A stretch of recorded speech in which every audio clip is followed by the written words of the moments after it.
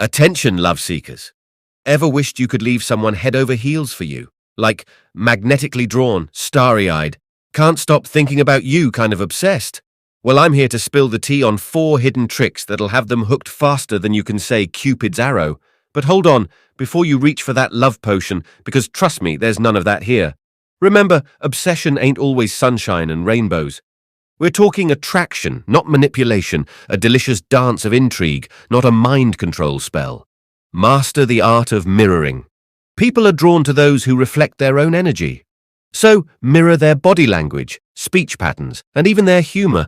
Subtly pick up their pace of speech, match their laugh, and lean in when they do. It's like creating a secret language, making them feel understood and seen on a deeper level.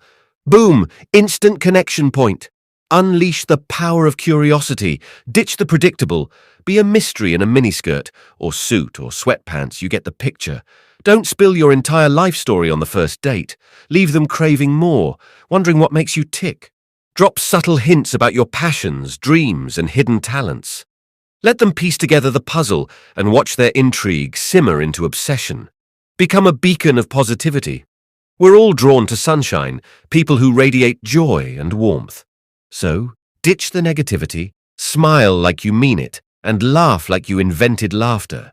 Share stories that uplift and inspire, show genuine interest in others, and be the friend who always leaves you feeling better than you found it. Positivity is contagious, and soon they'll be catching your good vibes like a cold. Embrace the power of vulnerability. This one's the secret sauce.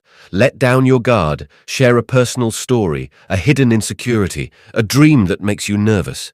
Vulnerability isn't weakness, it's strength. It shows you're human, relatable, and someone worth opening up to. It creates a bond deeper than any perfectly crafted compliment ever could.